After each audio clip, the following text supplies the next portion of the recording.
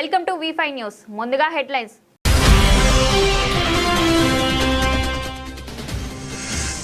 మెదక్ జిల్లాల పట్టుబద్రుల నియోజకవర్గ Congress party MLC అభ్యర్థిగా డాక్టర్ వి నరేందర్ రెడ్డి. పట్టణంలోని పలు కూడళ్లలో టపాసులు కాలుస్తూ సంబరాలు.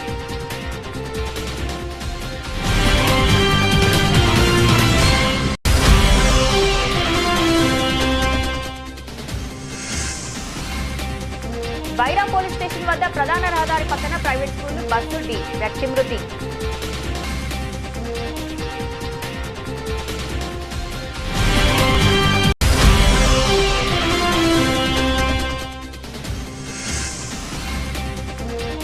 లిఫ్ట్ లో ఇరుక్కున్న 14 మంది భక్తులు, 3 గంటల పాటు నరకయాతన.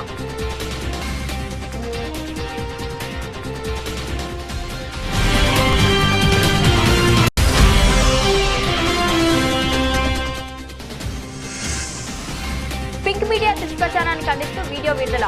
తీవ్రంగా ఖండించిన ఎమ్మెల్యే వీర్ల ఐలయ్య.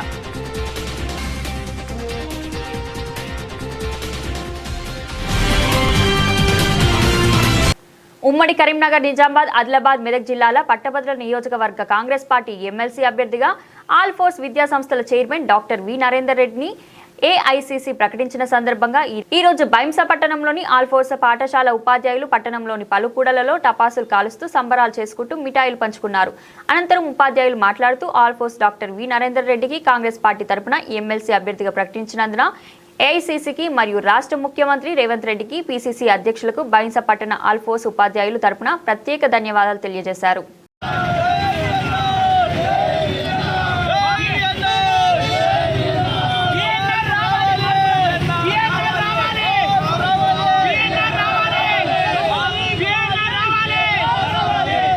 కరీంనగర్, నిజామాబాద్, మెదక్, ఆదిలాబాద్ జిల్లాల పట్టభద్రుల నియోజకవర్గంలో జరుగుతున్నటువంటి ఎమ్మెల్సీ ఎన్నికల గురవై కాంగ్రెస్ అధిష్టానము డాక్టర్ వి నరేందర్ రెడ్డి గారిని అభ్యర్థిత్వాన్ని ఖరారు చేయడం జరిగింది. ఈ సందర్భంగా కాంగ్రెస్ AICC అధిష్టానానికి, సోనియా గాంధీ గారికి, రాహుల్ గాంధీ గారికి, అదేవిధంగా రాష్ట్ర ముఖ్యమంత్రి రేవంత్ రెడ్డి గారికి, తర్వాత డిస్టిక్ DCC ప్రెసిడెంట్ శ్రీహర్ రావు గారికి, లోకల్ లీడర్స్ నారాయణరావు పటేల్ గారికి, విఠల్ రెడ్డి గారికి, అందరికీ ఈ సందర్భంగా మేము కృతజ్ఞతలు తెలియజేస్తున్నాము. రాబోయే ఎన్నికల్లో వి నరేందర్ రెడ్డి గారిని అత్యధిక మెజారిటీతో పట్టభద్రులు అందరూ కలిసి గెలిపించాలి, మొదటి ప్రాధాన్యత ఓటు ఇచ్చి గెలిపించాల్సిందిగా కోరడం జరుగుతున్నది. జై కాంగ్రెస్.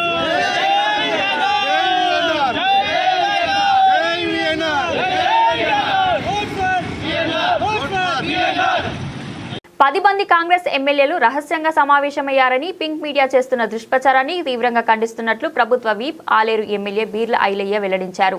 శనివారం ఆయన పింక్ మీడియా దుష్ప్రచారాన్ని ఖండిస్తూ వీడియో విడుదల చేశారు. కాంగ్రెస్ పార్టీకి చెందిన 10 మంది ఎమ్మెల్యేలు రహస్యంగా సమావేశమయ్యారని, ఆ సమావేశానికి తాను కూడా వెళ్లినట్లు BRS అనుకూల మీడియాతో పాటు సోషల్ మీడియాలో దుష్ప్రచారం చేస్తున్నారని మండిపడ్డారు. శుక్రవారం తాను నియోజకవర్గంలోనే పర్యటించారని, సాయంత్రం కాంగ్రెస్ పార్టీ ముఖ్య కార్యకర్త వివాహానికి కూడా హాజరయ్యారని చెప్పారు. ప్రభుత్వాన్ని అస్థిరపరచడానికి BRS ఎన్ని కుట్రలు చేసినా, ఎంత దుష్ప్రచారం చేసినా ప్రజలు నమ్మే పరిస్థితిలో లేరన్నారు. పార్లమెంట్ ఎన్నికల్లో కర్ర కాల్చి వాత పెట్టిన BRS నాయకులకు బుద్ధి రాలేదని విమర్శించారు. నిన్న ఏదో కాంగ్రెస్ పార్టీ ఎమ్మెల్యేలు మీటింగ్ అయిందని చెప్పి 10 మంది గుమిగూడని చెప్పి వాళ్ళ పింక్ మీడియా ద్వారా దుష్ప్రచారం చేస్తున్నారు. BRS నాయకులారా, మీకు దమ్ము ధైర్యం ఉంటే ప్రజాక్షేత్రంలో మా ప్రభుత్వాన్ని కానీ మా ఎమ్మెల్యేలను ఎదుర్కొనే దమ్ము ధైర్యం లేక మీ social media, me print media ద్వారా ఎమ్మెల్యేల మీద దుష్ప్రచారం చేస్తున్నారు. మీకు సిగ్గు శరం ఉంటే మా గౌరవ ముఖ్యమంత్రి రేవంత్ రెడ్డి గారు రోజు నిత్యం ఎమ్మెల్యేలతోటి, మంత్రులతోటి ప్రజాపాలన నిర్వహించుకుంటూ మా ఎమ్మెల్యేలకు అందుబాటులో ఉంటూ, ముఖ్యంగా మా ఆలయం నియోజకవర్గానికి ఎన్నో రకాల నిధులిచ్చి ఆలయంను, వెనుకబడ్డ ఆలయంను అభివృద్ధి చేస్తుంటే ఓర్వలేక ఒక BC బిడ్డ నన్ను మీటింగ్ పోయిందని చెప్పి ఏదో 10 మంది మీటింగ్ దుష్ప్రచారం చేస్తున్నారు. నిన్న సాయంత్రం నా కాన్స్టిట్యున్సీలో 100 మంది కార్యకర్తలతోటి పెళ్లిలో హాజరు కావడం జరిగింది. మీరు ఎన్ని ప్రచారాలు చేసినా, ఏ రకంగా మీ పింక్ మీడియా ద్వారా ప్రభుత్వాన్ని బదనాం చేయాలన్నా. రిపోర్టర్ పగడాల రామిరెడ్డి నియోజకవర్గం పీనపాక భద్రాద్రి కొత్తగూడెం జిల్లా Munugodu area Singareni in-charge general manager Lakshmipathi Goud మాట్లాడుతూ జనవరి నెలలో మునుగోడు ఏరియాలో బొగ్గు ఉత్పత్తి లక్ష్యం 13,99,870 టన్నులకు గాను 11,78,000 టన్నుల బొగ్గు ఉత్పత్తి సాధించడం మైనదని, జనవరి నెలలో సాధించిన బొగ్గు ఉత్పత్తి 119%, అలాగే ఏప్రిల్ 1, 2024 నుండి 31 జనవరి 2025 వరకు ప్రోగ్రెసివ్ బొగ్గు ఉత్పత్తి 104,75,500 టన్నుల లక్ష్యానికి గాను 99,75,552 టన్నులు సాధించడం జరిగిందని, అనగా 90% సంపాదించడం జరిగిందని తెలిపారు. ఈ కార్యక్రమంలో డీజీఎం రమేష్, సింగరేణి అధికారులు పాల్గొన్నారు.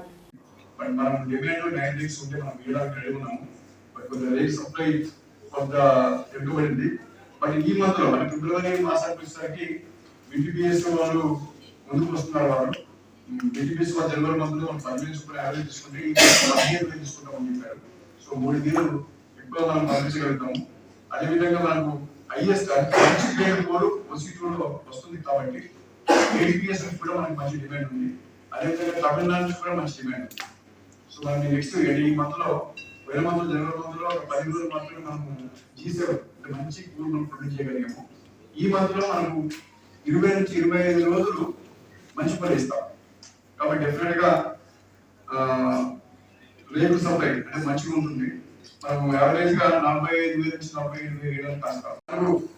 సెక్షన్ అంటే 3 మైళ్ళు 4 సెక్షన్ కూడా అద్భుతమైన పర్ఫార్మెన్స్ చేయడానికి మనకి ఛాయిస్ ఉంది. సో ఓవరాల్ గా మనము సింగరేణి వేరే గమనించినట్టయితే ఈసారి ఈ మంత్ వైజ్ చూస్తే SRP నెంబర్ 1 పొజిషన్ లో ఉంది. మనుగూరు ఏరియా నెంబర్ 2, SRP 130% లో ఉంటే మనుగూరు 119% లో ఉంది. 3వ పొజిషన్ లో వచ్చేసి RG1 ఉంది. సో మనము మనుగూరు ఏరియా వచ్చి సెకండ్ పొజిషన్ లోకి వచ్చేసాం మనము. సో చాలా ఆనందకరమైన విషయం, ఎందుకంటే ఎప్పుడు మనుగూరు నెంబర్ 1 లో ఉంటుంది. గత కొన్ని మాసాల క్రితం నిలబడ్డాము. దానికి చాలా ప్రైజెస్ ఉంది. ఎందుకంటే ఈ సంవత్సరం ఎక్కువ వర్షం పడడం వల్ల మనకి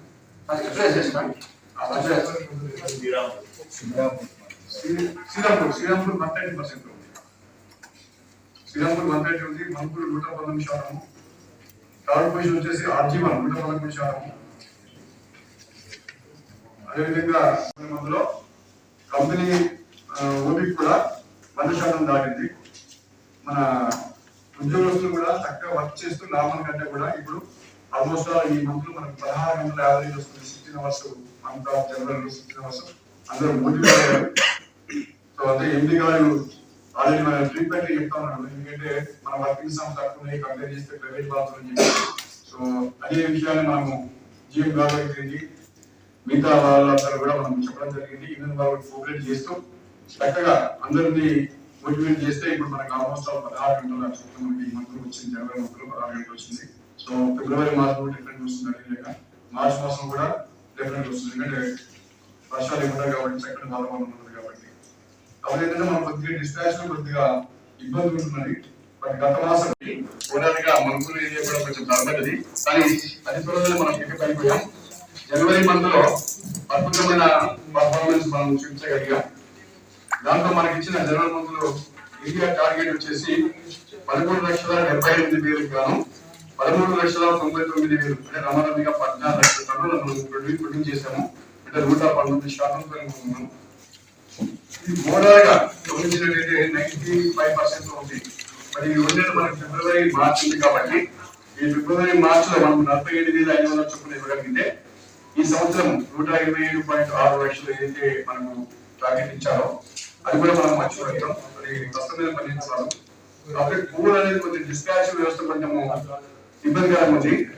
BTPS ఒక ప్లాంట్ మనకి రిపేర్ రావడం అనేది ఇప్పుడే SC గారితో మాట్లాడాను. వాళ్ళు చెప్పింది ఏంటంటే ఈ మంత్ లో త్వరలోనే ఫిబ్రవరి మంత్ లో స్టార్ట్ చేయబోతున్నారు. సో ఆ ప్లాంట్ స్టార్ట్ అయితే మనకు కోల్పూర్ ఎక్కువ డిస్పాచ్ అవుతుంది. సో ఈ మంత్ ఫిబ్రవరిలో స్టార్ట్ అవుతుంది. ఖమ్మం జిల్లా వైరా పోలీస్ స్టేషన్ వద్ద ప్రధాన రహదారి పక్కన ప్రైవేట్ స్కూల్ బస్సు ఢీకొని వ్యక్తి మృతి చెందాడు. మృతుడు వైరా మండలం దాసాపురం గ్రామానికి చెందిన మొదుగు రవిగా పోలీసులు గుర్తించారు. పోలీస్ స్టేషన్ వద్ద ప్రధాన రహదారి పక్కన ఖాళీ స్థలంలో ప్రైవేట్ స్కూల్ బస్సు నిలిపి ఉంచారు. వైరా మండలం దాసాపురం గ్రామానికి చెందిన మొదుగు రవి అనే వ్యక్తి స్కూల్ బస్ పక్కన నిద్రిస్తుండగా బస్సు డ్రైవర్ నిద్రిస్తున్న వ్యక్తిని గుర్తించకుండా బస్సు నడపడంతో వెనుక టైర్లు కింద పడిపోయి మృతి చెందాడు. ప్రమాద సంఘటన గురించి తెలుసుకున్న పోలీసులు ప్రమాద సంఘటన స్థలాన్ని పరిశీలించి కేసు నమోదు చేశారు. మృతదేహానికి పంచనామా చేసి పోస్టుమార్టంకి ఖమ్మం ప్రభుత్వ ఆసుపత్రికి తరలించారు.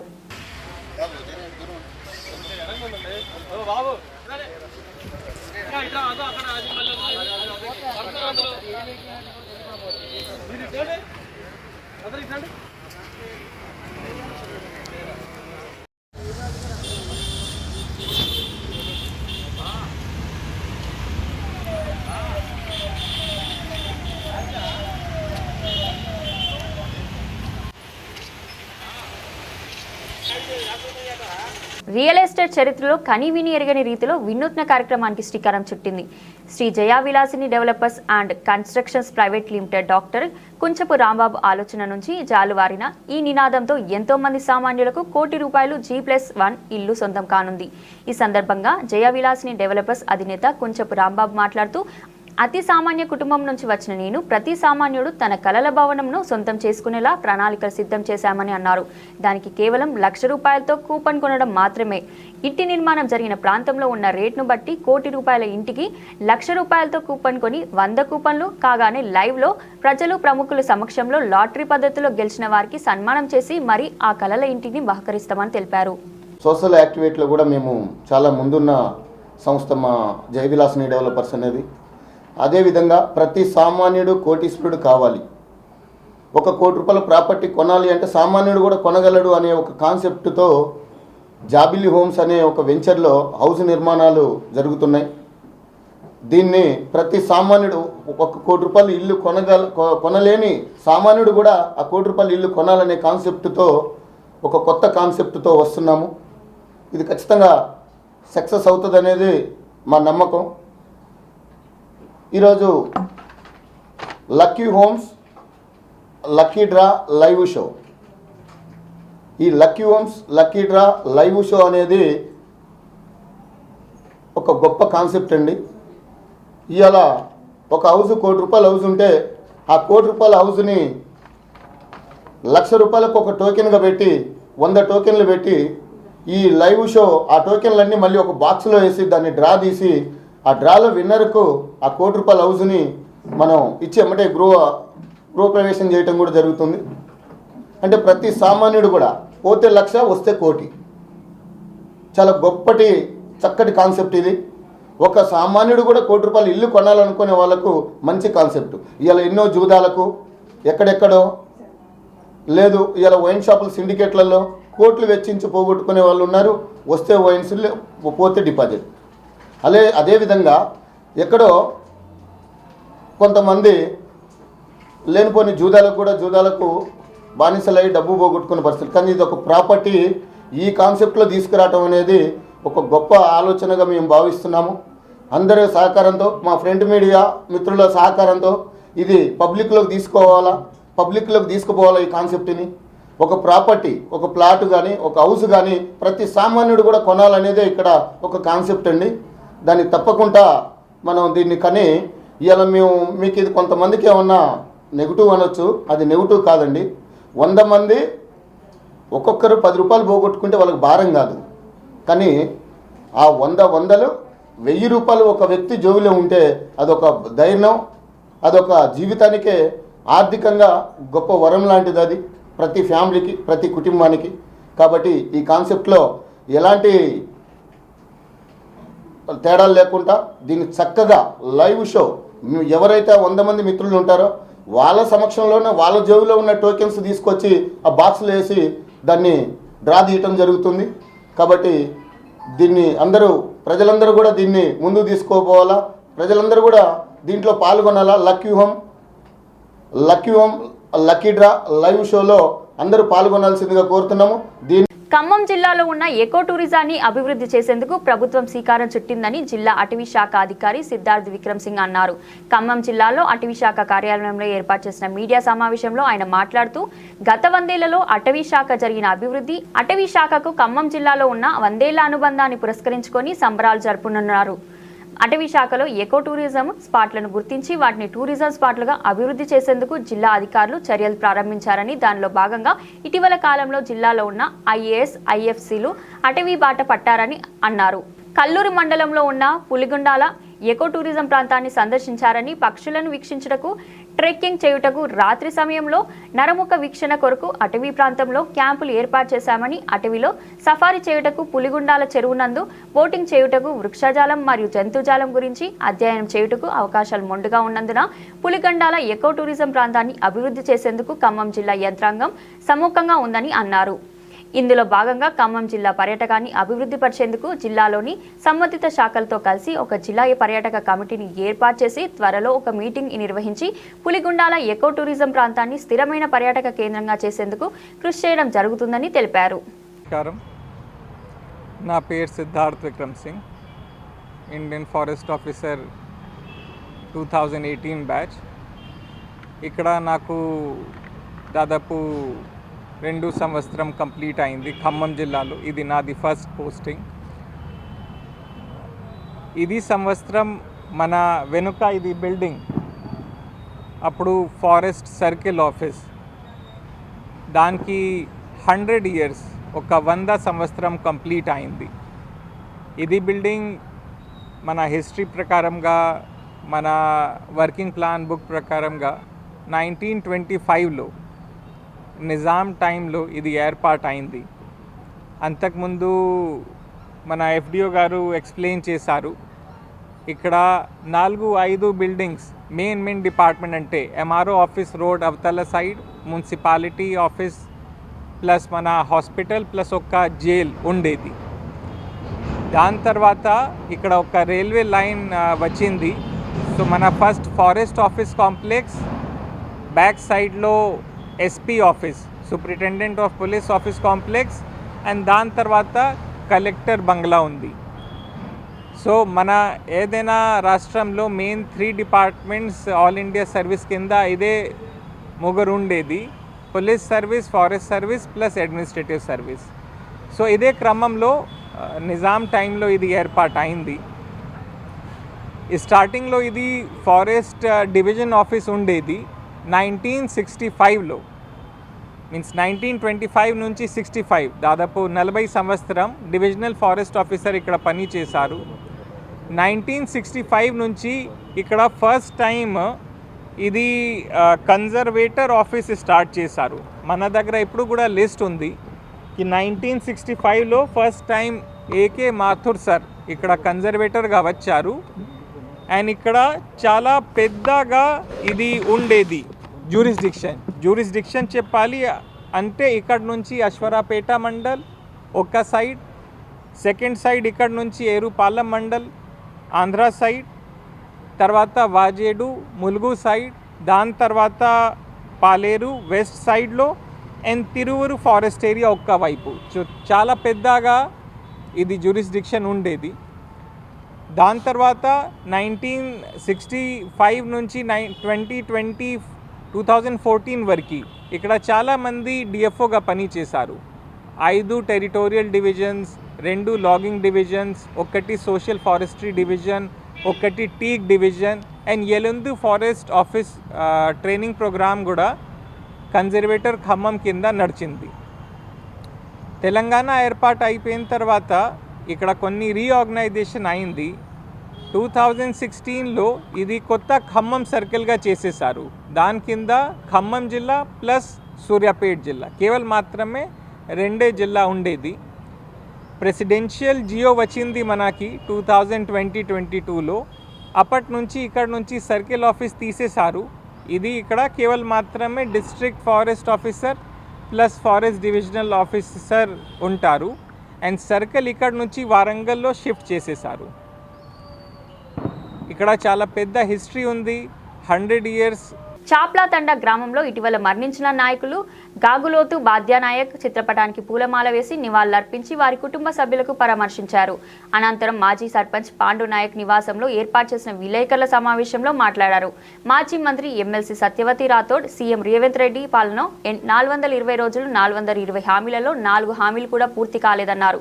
420 మంది రైతులు మాత్రం ఆత్మహత్యలతో చనిపోయారన్నారు. తెలంగాణ ప్రజల పన్నులు, తెలంగాణ సంపద 1,50,000 కోట్ల మూసిలో పోసిందని మండిపడ్డారు. ఈ సొంత అవసరాల కోసం నువ్వు హైదరాబాద్లో హైడ్రా అని కొత్త తీసుకొచ్చావు. అనేక ఏళ్ళుగా హైదరాబాద్లో జీవనోపాధి కొనసాగిస్తూ వాళ్ళ బతుకులేదో వాళ్ళు బతుకుతుంటే మూసి పక్కన ఉండొద్దు, నేను పునరుద్ధరిస్తానని సుందరీకరణ చేస్తా అని చెప్పి పేదవాడికి ఇచ్చిన మాటలు నిలుపుకోవడానికి 2000 పెన్షన్ 4000 చేయడానికి నీకు దిక్కులేదు, అందరికీ రైతు బంధు ఇస్తానికి పైసలు లేవు, నువ్వు ఒడ్లు మొత్తం అన్నిటికీ 500 రూపాయలు బోనస్ అన్నావు, తర్వాత సన్నాలకే అన్నావు, రైతు తీసుకొచ్చి సగం అమ్ముకునే వరకు నువ్వు కొనుగోలు సెంటర్లు పెట్టట్లేవు, కానీ 1,50,000 కోట్లేమో మూసీ మీద ఖర్చు పెడతా అంటే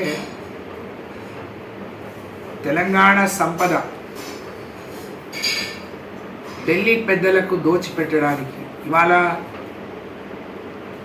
హైదరాబాద్ తెలంగాణ రాష్ట్రం కాంగ్రెస్ పార్టీకి ఒక ఏటీఎం లాగా అయిపోయింది.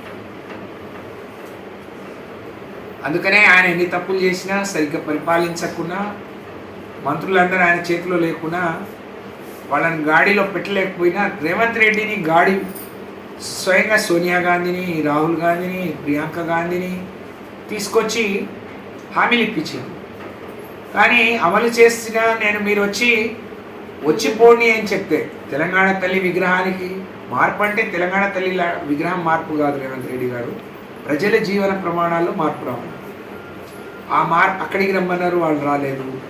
నువ్వు రైతులకు ఏదో భరోసా ఇస్తాను రా అంటే నీ ఏ కార్యక్రమానికి రావట్లేదు అంటే నమ్మట్లేదు, కానీ తప్పదు కాబట్టి ఈ ప్రభుత్వం కొనసాగుతుంది తప్ప వాళ్ళు కూడా రేవంత్ రెడ్డి గారిని నమ్మే పరిస్థితిలో ఈరోజు లేకుండా పోయింది. ఇన్ని అబద్ధాలు, ఇన్ని తప్పుడు హామీలు, మరి ఇంత పచ్చి దగా మోసం ప్రజల్ని చేయటం అని అంటే మరి ఇది చాలా దారుణం. తప్పకుండా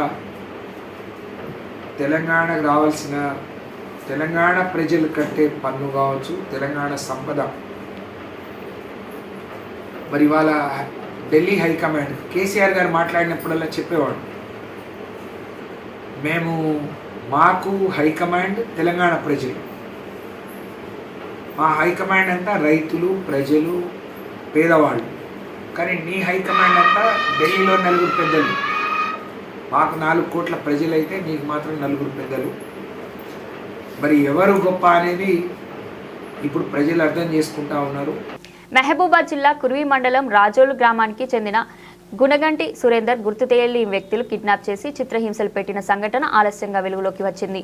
ఈ సందర్భంగా సురేందర్ తెలిపిన వివరాల మేరకు తన స్వగృహానికి చెందిన గలం మానసతో వివాహం జరిగిందని, వివాహం జరిగిన దగ్గర నుంచి ఘర్షణలు రావడంతో కుర్వి పోలీస్ స్టేషన్ తనపై అక్రమ కేసులు పెట్టడంతో గత 3 సంవత్సరాల నుంచి గలం మానసతో దూరంగా ఉంటున్నానని తెలిపారు. గత 3 రోజుల క్రితం సుమారు 12 గంటల సమయంలో 20 మంది గుర్తు తెలియని వ్యక్తులు 2 కార్లలో వచ్చి బలవంతంగా నన్ను కిడ్నాప్ చేసి చిత్రహింసలు గురి చేశారని, నా మెడలో చైను, నా పర్సులో ఉన్న సుమారు 40,000 డబ్బులు, నా సెల్ ఫోన్ బలవంతంగా లాక్కున్నారని తెలిపారు. రాజోలు గ్రామం, కురివి మండలం, మహబూబాద్ జిల్లా. గుణగంటి సురేందర్, తండ్రి పేరు చంద్రమౌళి. అయ్యా, నాకు 2022లో మా గ్రామానికి చెందినటువంటి నాలం మానసతోని పెళ్లి అయింది. ఆ తర్వాత కొద్ది రోజుల తర్వాత మా కాపురంలో చిన్న గొడవల వల్ల తను వాళ్ళ ఇంట్లో ఉంటూ నా మీద గృహహింస కేసు, మరి ఇతరత్ర తప్పుడు కేసులన్నీ కూడా పెడుతూ ఒకసారి మా ఇంటి మీద మందు తాగి దాడి చేసి, వారి బంధువులతో ఒక 12 మందితో దాడి చేసి ఆ రోజు కూడా హత్య ప్రయత్నం చేయడానికి ప్రయత్నించారు. అక్కడ నుంచి కూడా నేను నా ఆరోగ్యం బాగాలేకున్నా కానీ నేను బయటకు వచ్చి బతకడం జరుగుతుంది. గత సంవత్సరం నుంచి కూడా ఖమ్మంలోనే ఉంటున్నాను.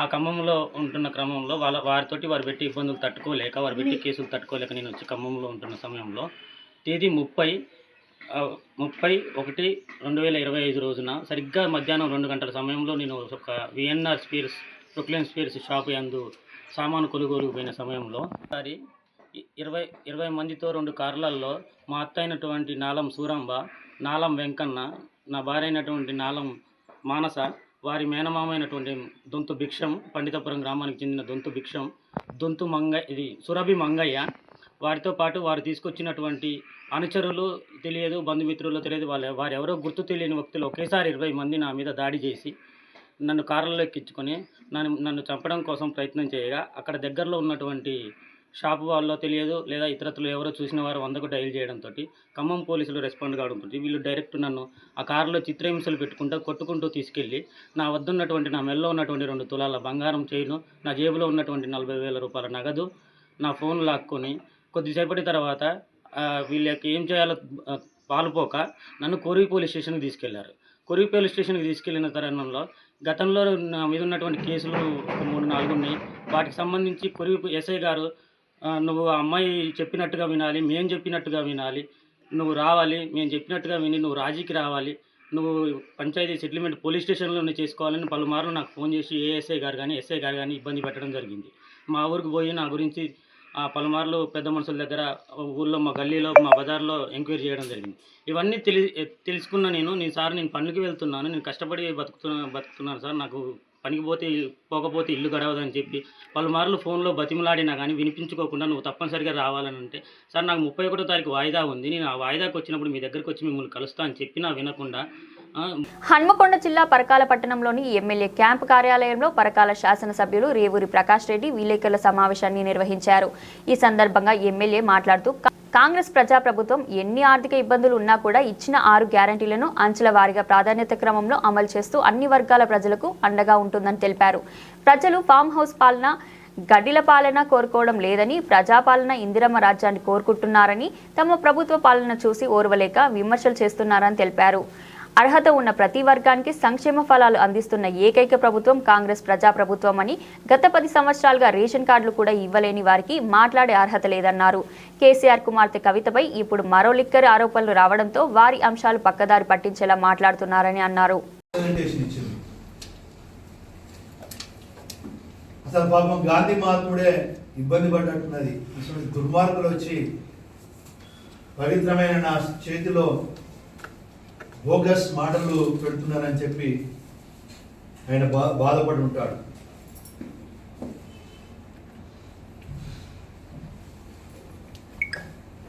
వాళ్ళు రాష్ట్ర స్థాయిలో ఇచ్చుకుంటూ 100% తప్పుడు మాటలు మాట్లాడింది. ఇవాళ ఆ మాటలు మాట్లాడడానికి కూడా కారణం ఒకటి ఉన్నది. ఏంది అంటే ఇంకా బీఆర్ఎస్ నుండి ఎప్పుడెప్పుడు గేటు ఓపెన్ చేస్తారా, ఎప్పుడెప్పుడు దర్వాజా ఓపెన్ చేస్తారా, కాంగ్రెస్లో పోదామని చూస్తున్నారు ఇంకో 10 మంది దాకా. వాళ్ళని ఆపుకోవడే ప్రయత్నం. ఎందుకంటే మొన్నటి దాంట్లో కోర్టుల కేసు అది కొంచెం నడిచింది, డిస్క్వాలిఫై అవుతారో ఏమో అని చెప్పి వాళ్ళు చూసుకుంటున్నారు. కోర్టు స్పష్టంగా అది స్పీకర్ నిర్ణయాన్ని వదిలిపెట్టే వరకు ఎప్పుడెప్పుడు దీన్ని దూకుదామని చూస్తున్నారు ఇంకో 10 మంది దాకా. సరే, నిన్న సుప్రీంకోర్టు ఒకటి ఇచ్చినా ఏదైనా రాజ్యాంగ ప్రకారమే సుప్రీంకోర్టు అయినా ముందుకు పోతారు. గతంలో కూడా సుప్రీంకోర్టు దగ్గరికి చాలా ఇలాంటి కేసులు పోయినప్పుడు స్పీకర్లు తమ బాధ్యత తమ నిర్వర్తించమన్నారు. సరే, మన తెలంగాణ స్పీకర్ కూడా తన బాధ్యత తను నిర్వర్తిస్తారు. శ్రీ భక్త మార్కండేయ మహర్షి జయంతి మహోత్సవ వేడుకలను వరంగల్లో ఘనంగా నిర్వహించారు.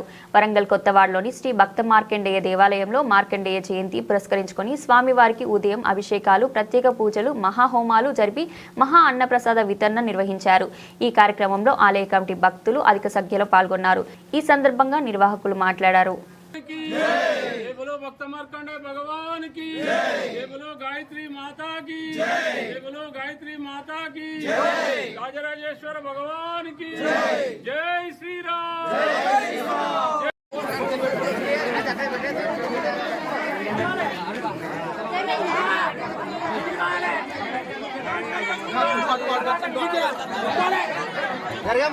ప్రత్యేకంగా నిర్వహించేది శ్రీ భక్త మార్కండేయ స్వామి యొక్క జయంతి ఉత్సవం.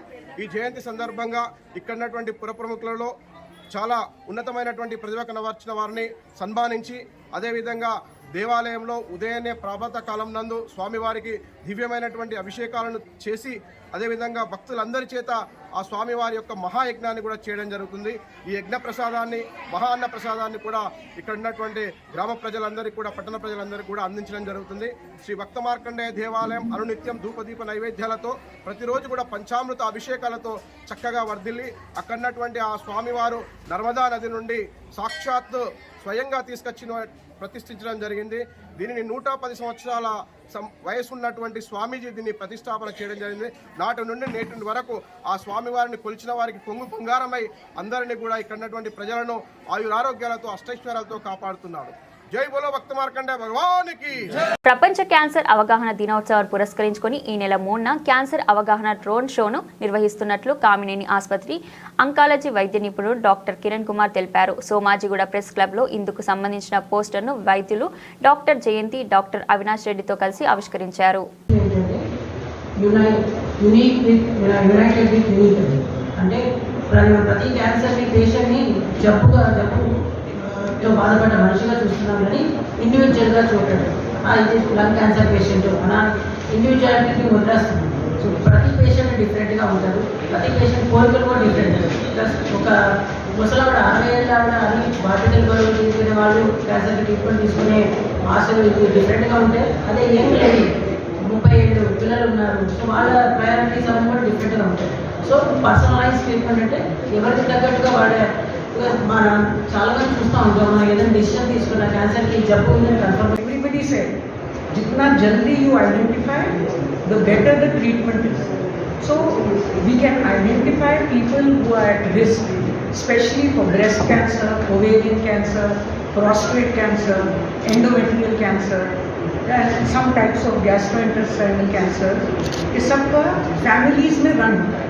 अगर एक फैमिली मेंबर को आया तो दूसरे को आने का रिस्क इंक्रीज होता है, लेकिन सबको उतना ही चांस नहीं देता.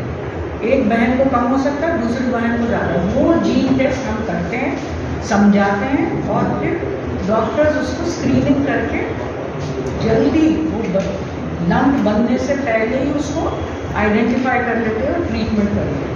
तो जेनेटिक टेस्टिंग మనతో పాటు ఇక్కడ medical college, surgical college and genetic specialist కూడా ఉన్నారు. ఈరోజు ఈ మీటింగ్ కండక్ట్ చేయడం ప్రధాన ఉద్దేశం ఏంటంటే ఫిబ్రవరి 4వ తారీఖున వరల్డ్ క్యాన్సర్ డే అనేది ప్రపంచవ్యాప్తంగా జరుపుకుంటారు. ఇట్లాంటి కార్యక్రమాలు జరుపుకోవడం ఉద్దేశం ఏంటంటే ప్రజలలో క్యాన్సర్ పట్ల అవగాహన కలిగజేయడం, క్యాన్సర్ అంటే భయాన్ని పోగొట్టడం, వాళ్ళకి ఈ క్యాన్సర్కి ఉండాల్సిన ట్రీట్మెంట్స్ ఏంటి అటువంటి వాళ్ళకి తెలియజేసి అత్యుత్తమైన ట్రీట్మెంట్ వైద్య సదుపాయాలు ఉన్నాయని తెలియజేసి వాళ్ళకి వైద్యం చేసి జీవితం వాళ్ళ లైఫ్ని లాభాలను క్రియేట్ చేసి తిరిగి వారి ఉద్యోగాలకి వారి కుటుంబ జీవితం బాగుంటుందని వాళ్ళ అవేర్నెస్ క్రియేట్ చేయడం కోసం ఫిబ్రవరి 4వ తారీఖున క్యాన్సర్ అవేర్నెస్. తిరుపతి దైవ దర్శనానికి వెళ్లి మార్కాపురం రైల్వే స్టేషన్ తెల్లవారుజామున 4:15 నిమిషాలకు ట్రైన్ దిగి రైల్వే స్టేషన్లో ఉన్న లిఫ్ట్ ఎక్కడంతో ఎక్కువ మంది లిఫ్ట్లో ఉండడంతో అధిక లోడ్ కారణంగా లిఫ్ట్ మొరాయించింది. లిఫ్ట్లో ఉన్న 14 మంది భక్తులు 3 గంటల పాటు నరకయాతన అనుభవించారు. సమాచారం అందుకున్న ఆర్పీఎఫ్ ఎస్ఐ వెంకటేశ్వరరావు తన సిబ్బందితో తీవ్రంగా శ్రమించి 7 గంటల సమయానికి భక్తులను లిఫ్టుపై నుంచి బయటకు తీయగలిగారు. భక్తుల కోసం తీవ్రంగా శ్రమించి వారి ప్రాణాలు కాపాడిన ఆర్పీఎఫ్ సిబ్బందికి కృతజ్ఞతలు తెలిపారు.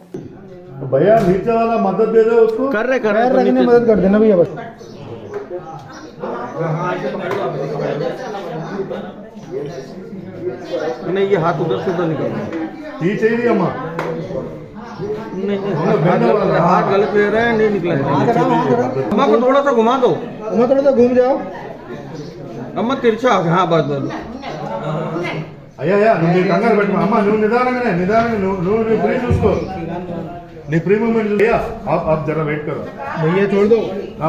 చిన్నగా అమ్మా. Right very good. పర్లేదు, నిదానంగా అమ్మా, రెస్ట్ తీసుకో.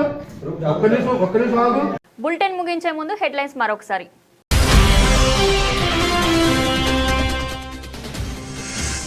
మెదక్ జిల్లాల పట్టుబద్రుల నియోజకవర్గ కాంగ్రెస్ పార్టీ ఎమ్మెల్సీ అభ్యర్థిగా డాక్టర్ వి నరేందర్ రెడ్డి. పట్టణంలోని పలు కూడళ్లలో టపాసులు కాలుస్తూ సంబరాలు.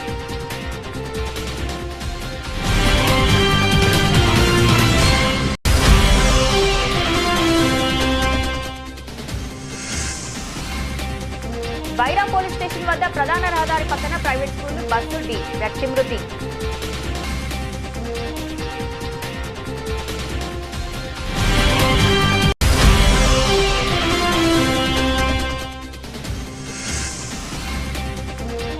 లిఫ్ట్లో ఇరుక్కున్న 14 మంది భక్తులు 3 గంటల పాటు నరకయాతన.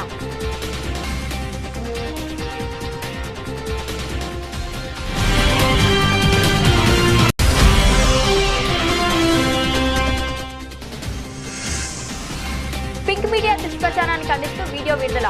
తీవ్రంగా ఖండించిన ఎమ్మెల్యే బీర్ల ఐలయ్య.